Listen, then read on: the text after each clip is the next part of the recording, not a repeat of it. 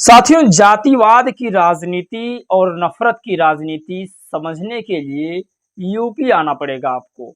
और यूपी में खासकर कई ऐसे जिले हैं जहां पर जातिवाद की राजनीति चरम पर है।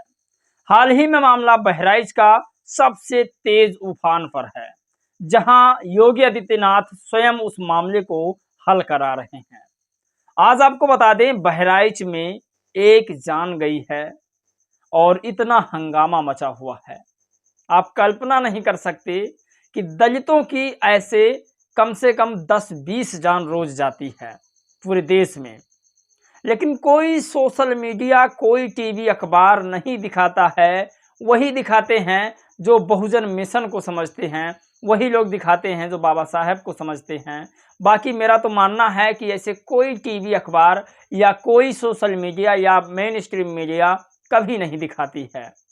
आज जातिवाद की राजनीति और नफरत की राजनीति इस तरह से हावी है देश में कि उसी के बल पर पूरा पांचों का 5 साल निकल जाता है। काम तो कुछ एक पैसे का नहीं होता है, सारा बजट का पैसा उसी में खत्म हो जाता है। कई ऐसे सड़कें पड़ी हैं जो 15-20 साल हो गए हैं, जो कांग्रेस के ज़माने में खराब हुई थी और आज 2024 चल रहा है, अभी तक उस पर एक कंकड़ मिट्टी नहीं पड़ा हुआ है। तमाम सड़कें ऐसे पड़ी है खराब और तमाम जगहों के हालात बहुत ख़राब हैं। सबसे बड़ी चीज़ कि धर्म की राजनीति में यहाँ लोग पिस रहे हैं। बहराइच वाले कांड में योगी आदित्यनाथ जी पीड़ित परिवार से मिलते हैं, मिलना चाहिए, लेकिन लखनऊ में जिस तरह से पुलिस कस्टडी में अमन गौतम की मौत हुई और अमेठी में एक परिवार में 4 लोगों की दिन दहाड़े मौत हुई और तमाम ऐसे मामले हैं जो लगातार दलितों पर, पिछड़ों पर घट रहे हैं, उसको लेकर के योगी आदित्यनाथ जी कभी मुलाकात नहीं करते हैं। इसे भी कहा जाता है नफरत की राजनीति। स्वामी प्रसाद मौर्य ने इस पर बड़ा कदम उठाया है और कई ऐसे नेता हैं जो तमाम जो है अधिकारियों के घेराव में लिया है। मायावती, अखिलेश यादव दोनों मिलकर के योगी आदित्यनाथ के ऊपर हमला बोल दिया है। तो चलिए आज की इन तमाम खबरों को शुरू करते हैं और क्या क्या उन्होंने कहा है वो आपको हम बताते हैं। नमस्कार दोस्तों, मैं हूं पराग और आप सभी का एक बार फिर से मैं बहुत बहुत स्वागत करता हूं। हालांकि मैं बहुत सारे पत्रकारों की तरह वीडियो तो नहीं बना पाता, लेकिन मैं अपने समाज की आवाज़ उठाने में एक्सपर्ट हूं। मैं उसे उठा सकता हूं, उसको मुझे किसी से सीखने की ज़रूरत नहीं है। बहुत सारे भाई कमेंट करते हैं, बहुत कुछ बातें बोलते हैं, लेकिन मुझे फ़र्क नहीं पड़ता।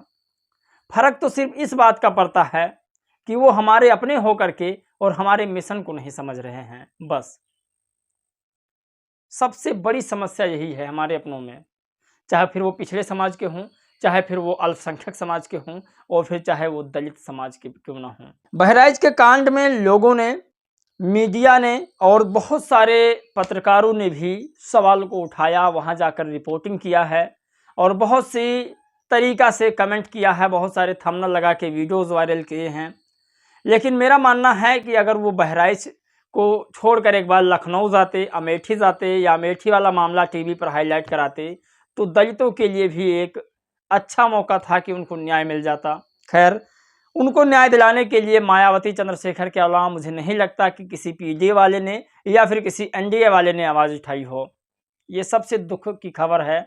और मायावती जी ने बहराइच के मामलों में भी आवाज़ इस तरीक़ा से उठाया है कि राजनीति का बिना लाभ उठाए मायावती जी ने एक तरफा खुले तौर पर सरकार पर प्रहार किया है। वहीं अखिलेश यादव जी ने भी ट्वीट किया है। उनके ट्वीट में लगता है कि राजनीति झलक रही है और ये मैं नहीं कह रहा, ये बहुत सारे उनके नीचे जो कमेंट आए थे वो बता रहे थे। हालांकि एक एक खबर मैं आपको बता रहा हूँ, आपको समझना होगा बारीकी से। सबसे पहले तो हम आपको बता दें, योगी आदित्यनाथ जी जब पीड़ित परिवार से मुलाकात करते हैं उसके बाद क्या होता है। सबसे पहले तस्वीर आप देखिए, ये तस्वीर है योगी आदित्यनाथ के कार्यालय लखनऊ की, जहां पर पीड़ित परिवार बहराइच का इनसे मिलने जाता है। आश्वासन मिलता है कि हम आपके परिवार की रक्षा करेंगे। साथियों, बहराइच में इस कदर से इस समय माहौल क्रिएट है कि जो गरीब लोग हैं, जो गरीब अल्पसंख्यक मुसलमान के लोग हैं और जो दलित, पिछड़े, आदिवासी, जो सवर्ण समाज के भी जो गरीब लोग हैं, उनकी दुकानें धो धो करती जल रही है। हालांकि उसमें कोई जाति पाति देख करके दुकान तोड़ फोड़ नहीं की गई है, गाड़ियों को तोड़ा फोड़ा नहीं गया है। तस्वीर जैसा कि आप देख सकते हैं, इस तस्वीर में किसी जाति का नाम नहीं लिखा हुआ है, किसकी दुकान है कोई पता नहीं है। योगी आदित्यनाथ जी आश्वासन देते हैं कि आपको इंसाफ मिलेगा।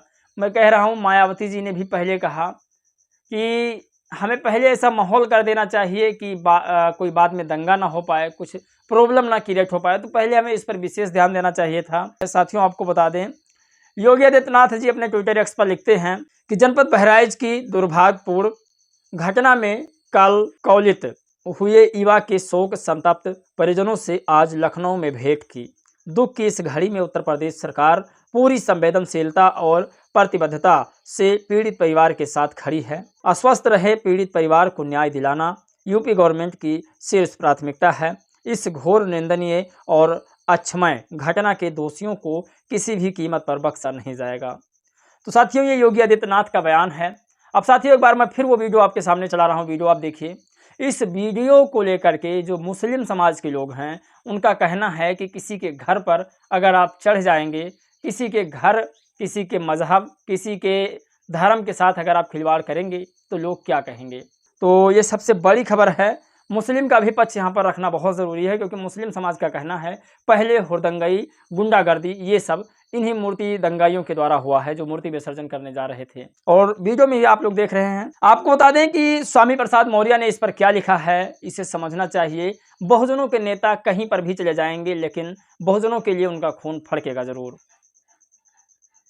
मृतक परिवारों से मिलने में आखिर भेदभाव क्यों?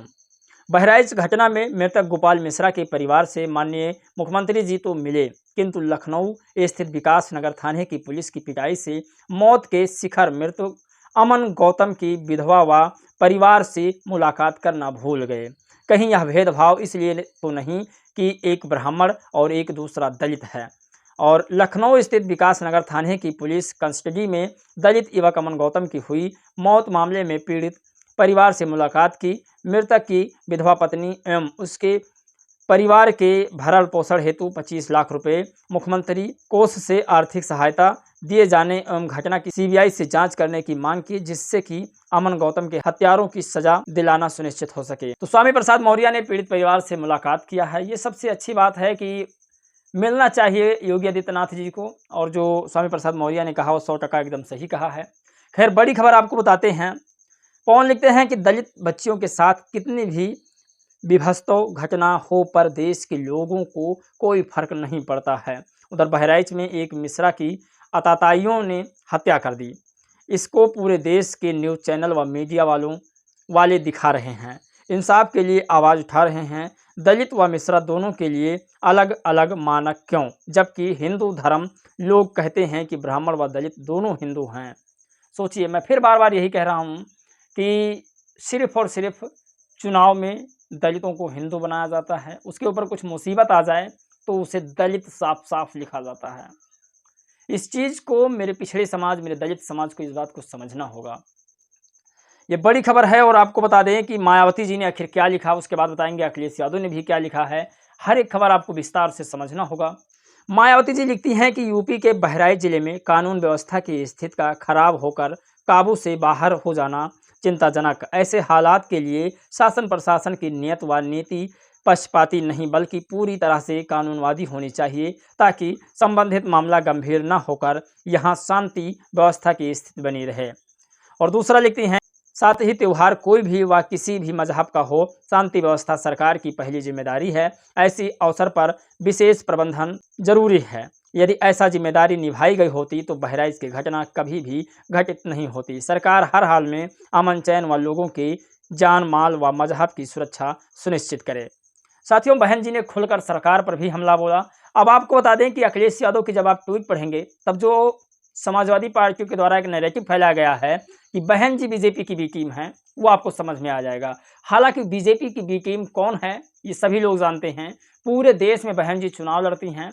हालांकि इस देश का संविधान सबको चुनाव लड़ने का अधिकार देता है, चाहे वो निर्दलीय हो, चाहे वो बड़ी पार्टी हो, क्षेत्रीय पार्टी हो। फिर कुछ लोग क्यों कह रहे हैं कि बीजेपी की बी टीम बसपा है, जबकि हमेशा दलितों के और कानून के पक्ष में बहन जी बोलती हैं। कानून के पक्ष में बोलने का मतलब पूरे देश के समाज के लोगों के पक्ष में बोलना होता है। अब इसी में अखिलेश यादव जी लिखते हैं, ना ही इसमें बहराइच की घटना लिखी है और ना ही पीड़ित परिवार लिखा है, ना ही कानून प्रशासन का नाम लिखा है। पहले आप विस्तार से समझिए। चुनाव का आना और सांप्रदायिक माहौल का बिगड़ जाना ये इत्तेफाक नहीं है। जनता सब समझती है और समझ रही है। हार के डर से हिंसा का सहारा लेना किसकी पुरानी रणनीति है, सब जानते हैं। ये उपचुनाव की दस्तक है। दिखावटी कानून व्यवस्था की जगह अगर सरकार सच में पुख्ता इंतजाम करे तो सब सही हो जाएगा, लेकिन ऐसा होगा तब ही जब ये सरकार चाहेगी। सोचिए, ना इसमें कानून, ना इसमें बहराइच का मामला, ना इसमें कोई पीड़ित परिवार का नाम, किसी प्रकार का इसमें कोई नाम नहीं है। एक नॉर्मल सा ट्वीट जिससे ना ही सरकार पर कोई असर पड़ना। तब आप कह रहे हैं कि बीजेपी की टीम बसपा है, और बसपा का अगर शासनकाल होता तो सबसे पहले दुर्गा पूजा नहीं, सबसे पहले दुर्गा पूजा में निकलने वाली रैलियां को सुधारने के लिए मायावती जी का काम होता। मतलब कानून व्यवस्था और पुलिस प्रशासन की व्यवस्था करा के सिक्योरिटी के साथ मूर्ति विसर्जन कराना मायावती जी का सबसे बड़ा दायित्व था। आप लोग की क्या राय प्रतिक्रिया है? मायावती जी, योगी आदित्यनाथ और अखिलेश यादव में सबसे बेहतर नेता कौन है? अगर आपने यहाँ तक वीडियो देखा तो आपका बहुत बहुत धन्यवाद। आप लोग से बस एक ही रिक्वेस्ट है कि आप लोग जवाब जरूर दीजिएगा। जय भीम, नमो बुद्धाय। साथियों, बहुजन समाज की आवाज उठाना इतना आसान नहीं है। बहुजन समाज के लिए मनवादियों से लड़ना इतना आसान नहीं है। इसीलिए आपसे रिक्वेस्ट है कि आप लोग इस चैनल को ज़रूर बचाइए, सब्सक्राइब कीजिए, शेयर कीजिए, लाइक कीजिए, कमेंट कीजिए। लेकिन अभी जो स्थिति बनी हुई है उसके लिए आप लोग मेरी आर्थिक मदद ज़रूर कीजिएगा। आपकी आर्थिक मदद से ही हम आगे काम कर सकते हैं। आप लोग से जो भी बन बने, मुझे पता है कि मेरा समाज अभी गरीब है, उतना ज़्यादा सक्सेसफुल नहीं है। तो जो भी आपके पास हो वो आप मुझे थोड़ा थोड़ा देने की कोशिश करें।